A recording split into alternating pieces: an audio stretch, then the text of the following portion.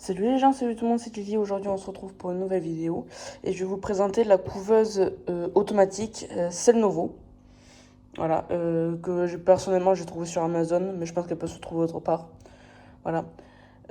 Donc comme je l'ai dit, elle est automatique, donc ça veut dire que les œufs, en fait, le roulement des œufs, voilà, se fait automatiquement. Donc ça c'est très bien, comme ça en fait vous avez juste à la brancher et à contrôler l'humidité. C'est très bien.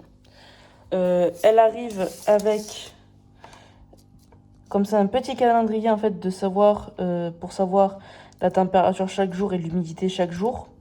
Vous avez aussi des fiches pour savoir là, pour les poussins, là pour les canards. Ça je sais plus vraiment ce que c'est. Je m'en souviens plus vraiment. Et ça c'est l'écaille. Donc là vous avez la température et l'humidité pour 21 jours. Et de l'autre côté, c'est tout ce qui peut être les remarques ou autres au cours en fait de au cours de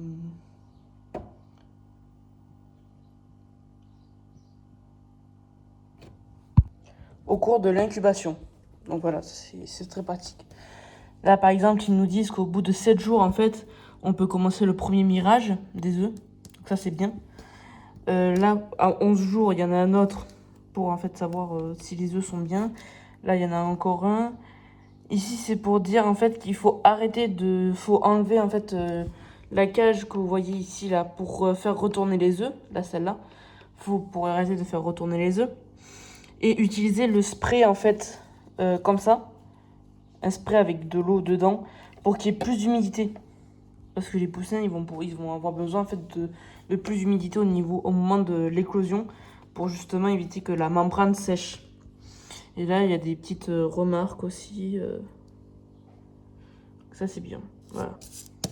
Donc, il y a ça qui est dedans. Donc, avec l'autre côté, voilà.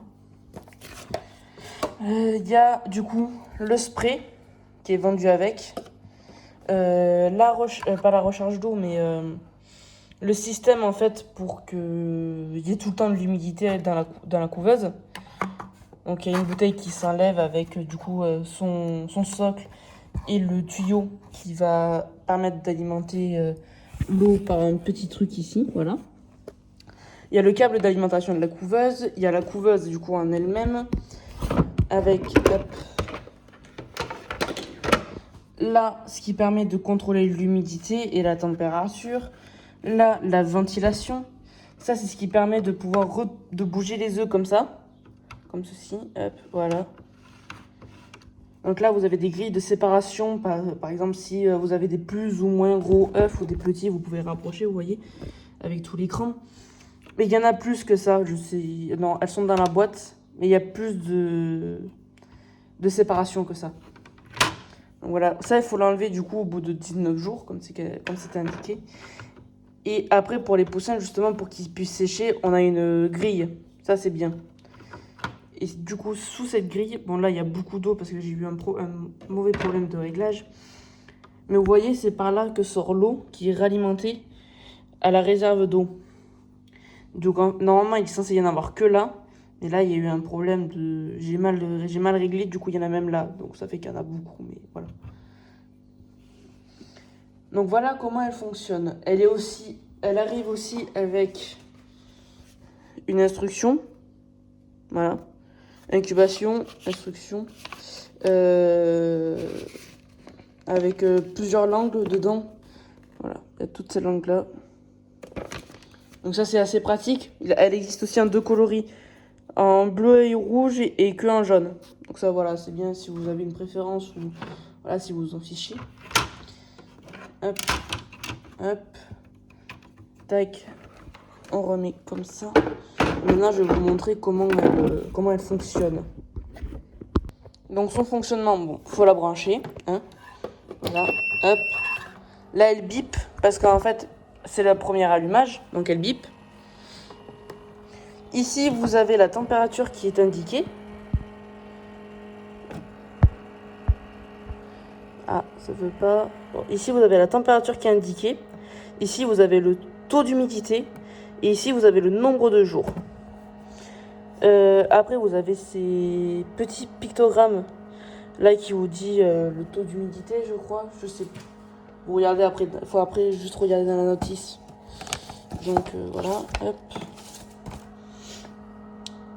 Hop. Tac, tac. Là, voilà.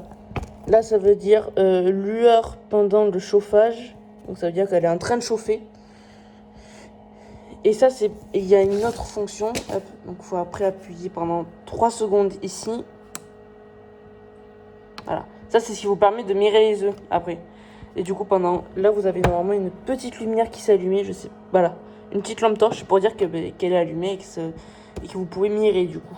Après, pour juste l'éteindre, il faut appuyer une fois. Voilà. Ensuite, du coup, pour la température, si vous appuyez une fois, vous pouvez la régler. Donc là, par exemple, vous voyez, elle est basée à 37,8. Je peux l'augmenter. Elle est à 38,1 et je peux encore la redescendre. Voilà. Pour les jours, il faut faire un reset. Je ne sais plus réellement comment on fait. Il faut que je me renseigne. On peut faire un reset. Et pour l'humidité, en fait, vous voyez, là, par exemple, elle est à 69%. Mais elle sera plus haut que ça parce que vu le nombre d'eau qu'il y a, voilà. Ensuite, pour l'eau, justement, pour qu'il y ait tout le temps de l'humidité dedans, vous avez ce petit réservoir avec le socle. Le socle, normalement, il y a un socle qui est fourni avec, qui est à peu près épais comme ça, mais qu'on a perdu. Et en fait, cela vous permet de tout le temps avoir de l'humidité dedans. Donc ça, c'est très pratique. La couveuse, faut bien évidemment, quand vous voulez, elle est un peu bruyante, donc moi je vous dirais qu'il faut plutôt la laisser dehors, mais dehors couvert, donc à l'abri. Donc je sais pas si vous avez un garage ou autre, mais voilà, faut mieux la laisser dedans. Évitez aussi les gros écarts de température, donc par exemple ne me faites pas fonctionner la couveuse quand il fait 38 à l'extérieur, ou alors quand il fait -2 dehors, quoi. Ça n'a pas trop d'utilité parce que elle va tourner pour pas grand chose parce qu'elle aura beaucoup de mal en fait à garder la température de 37,8 quoi. Donc voilà. Du coup, privilégier les temps où il fait à peu près 20-25 à peu près dehors. Elle peinera beaucoup moins à fonctionner. Et quand elle montera à bonne température, en fait, si vous venez à ouvrir le capot et que en fait du coup la température va baisser, elle va commencer à biper, ce qui est normal. C'est pour vous prévenir en fait que justement il y a une baisse de température. Donc soit c'est dû parce que en fait le capot est mal fermé, par exemple que le capot est comme ça, ou alors pas totalement fermé. Vous voyez là, il est un peu ouvert. Ça reste à 31,8, mais l'humidité elle descend. Vous voyez, voilà. Ça c'est bien. En une main c'est compliqué, mais voilà. Mal fermé, mais là c'est pas grave. Et du coup voilà. C'est tout ce qui... Ah si, pour du coup l'humidité, faut légèrement le surélever, ne le laissez pas en fait au même niveau, parce que sinon l'humidité ne rentrera pas, ce qui est assez bête du coup. Donc vaut mieux le laisser un peu surélevé, voilà. Du coup voilà, ça reste assez simple quand même au niveau utilisation. C'est bien justement pour les enfants ou autres, pour qu'ils s'apprennent un peu à gérer, parce que ça reste quand même ludique de faire couver des œufs. Surtout si vous êtes en famille ou autre. Donc voilà. Je vous souhaite une bonne journée.